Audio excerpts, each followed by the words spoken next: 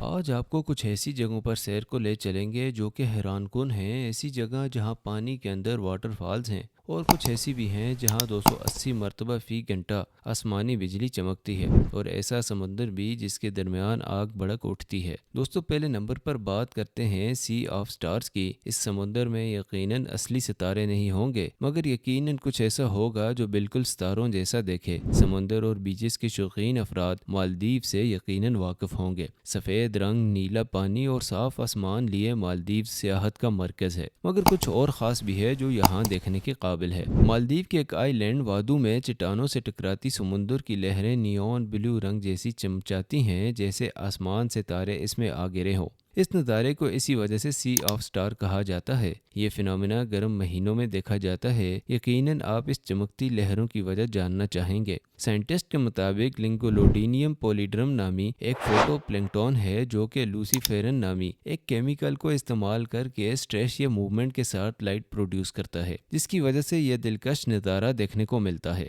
دوسرے نمبر پر ہے Lightning leak. Venezuela میں موجود کٹاٹمبو ریور جو کہ میراکیبو لیک میں گرتا ہے۔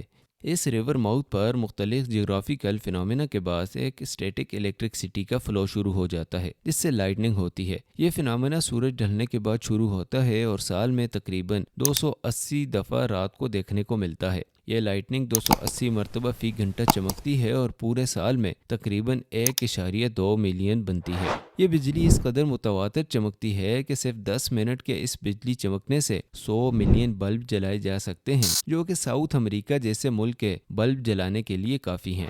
اس فنامنا کو وہاں کے لوکلز ریلیمپیگو ڈیل کٹاٹمبو کہتے ہیں۔ یہ فنامنا دہائیوں سے چلتا آ رہا ہے، پر 2010 میں یہ صرف 3 ماہ کے لیے رکا بھی، کیونکہ تب وینزویلا میں خشک سالی کا عرصہ تھا، مگر تب سے آج تک یہ حیرت انگیز فنامنا متواتر چلتا آ رہا ہے۔ سائنٹسٹ نے اس فنامنا کو ایکسپلین کرنے کے لیے بہت تھیوریز دی ہیں، جیسا کہ لیک کے تہہ میں موجود یورینیم جو کہ لائٹننگ کروا سکتا ہے، یا پھر ارد گرد کے آئل فیلڈ سے آتی میتھین گیس بھی اس کی وجہ ہو سکتی ہے۔ سائنٹسٹ کے مطابق یہ لائٹننگ اکثر کلرڈ ہوتی ہے، جس کی وجہ میتھین گیس ہو سکتی ہے، مگر اس کا لاجیکل جواب 2015 میں سامنے آیا جب سائنٹسٹ نے بتایا کہ میراکیبو لیک کے ارد گرد موجود پہاڑ کیریبین سی سے آتی ہوئی گرم ہوا کو ٹریپ کرتے ہیں، اور اینڈس ماؤنٹین سے آتی ٹھنڈی ہوا جب گرم ہوا سے ٹکراتی ہے تو یہ لائٹننگ دیکھنے کو ملتی ہے۔ تیسرے نمبر پر جو آپ کو دکھاتے ہیں وہ ہے اوشین آن فائر۔ 2 جولائی 2021 کو گلف آف میکسیکو کے سی بیڈ سے گزرتی ہوئی ایک گیس پائپ لائن رپچر ہو گئی، جس کی وجہ سے گیس ببلز کی فارم میں لیک ہونا شروع ہوئی۔ جب تک سیکیورٹی وہاں پہنچی، گیس آگ پکڑ چکی تھی اور سمندر کے درمیان آگ بھڑک رہی تھی۔ سمندر کے عین درمیان اس قسم کا نظارہ یقیناً حیران کن تھا اور سمجھ سے باہر بھی تھا۔ اب سمندر میں ہی لگی آگ کو کیسے بجھایا جائے؟ آخر کار یہ حل نکالا گیا کہ نائٹروجن گیس کو سپرے کیا گیا تاکہ آکسیجن کو وہاں سے ختم کیا جائے، جو کہ آگ زیادہ کرنے میں اہم کردار ادا کرتی ہے۔ آخر کار گھنٹوں کی محنت کے بعد اس آگ پر قابو پا لیا گیا، مگر اس قسم کا منفرد نظارہ نہ کسی نے اس سے پہلے دیکھا تھا اور نہ اس کے بعد دیکھا۔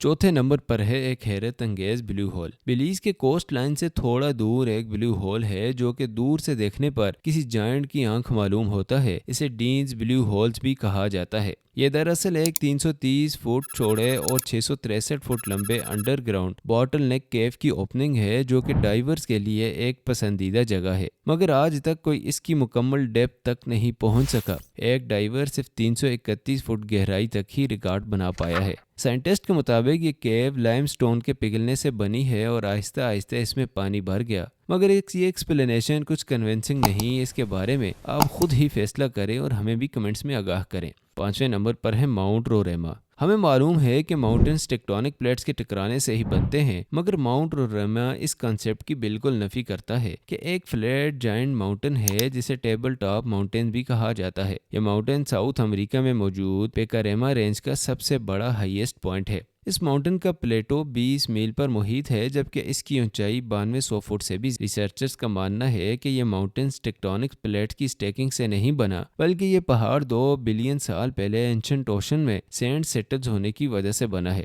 اس امیزنگ ہسٹری کے علاوہ اس پلیٹو کے پر کئی ہزار قسم کے جانور اور درخت بھی موجود ہیں جو دنیا کے کہیں اور تو کونے میں دیکھنے کو نہیں ملتے۔ 6 نمبر پر ہے مونسٹرس موبائل کیو ہے۔ 1986 میں کرسٹن لیسکو کے ذمے ساؤتھ ایسٹرن رومانیہ میں تھرمل پاور اسٹیشن کے لیے خاص جگہ ڈھونڈنے کا کام لگایا گیا۔ ان کے سروے کے دوران انہیں 800 فٹ لمبی ایک کیب ملی جو کہ ایک انڈر گراؤنڈ ٹنل کی صورت میں تھی اور تقریباً 5.5 ملین ایئرز پرانی تھی۔ اس کیب میں آکسیجن کی مقدار بالکل کم تھی، جبکہ ہائیڈروجن سلفائڈ اور کاربن ڈائی آکسائڈ کی کنسنٹریشن زیادہ تھی۔ اسے پوائزن لوکیشن پر کسی جاندار کو ہونا ممکن نہیں تھا، مگر سائنٹسٹ یہ دیکھ کر حیران تھے کہ 35 انسیکٹس کی سپیشیز وہاں موجود تھی، جن میں سے 33 سپیشیز ایسی تھی کہ جو دنیا میں کہیں بھی دیکھنے کو نہیں ملی۔ یہ جگہ انہی ریئر پلیسز میں شامل ہے جو کہ دنیا میں ریئل نہیں لگتی۔ 7ویں نمبر پر بات کرتے ہیں گرینڈ پریسمیٹک سپرنگ کی۔ عام طور پر تو ہمیں رینبو آسمان اور بادلوں کے بیچ ہی نظر آتی ہے، مگر امریکہ کے یلو سٹون نیشنل پارک میں یہ منظر کچھ الٹا ہی نظر آتا ہے۔ کیا آپ نے کبھی زمین پر رینبو دیکھی ہے؟ اگر نہیں تو یلو سٹون نیشنل پارک میں موجود ہاٹ سپرنگ آپ کی زمین پر رینبو دیکھنے کی خواہش پوری کر سکتا ہے۔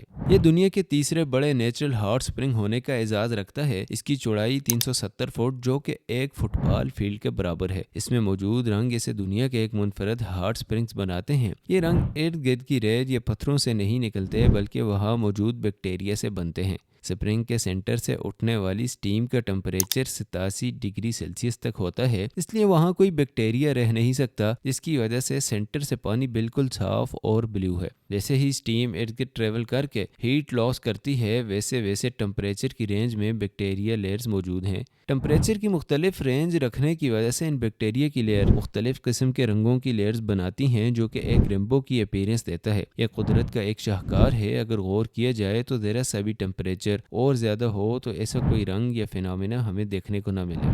دوستو، یہ سیر ابھی مکمل نہیں ہوئی، مزید ایسے ہی بہت سے ونڈرز کے لیے پارٹ 2 کا انتظار کریں اور اس ویڈیو کو لائک اور شیئر کرنا نہ بھولیں۔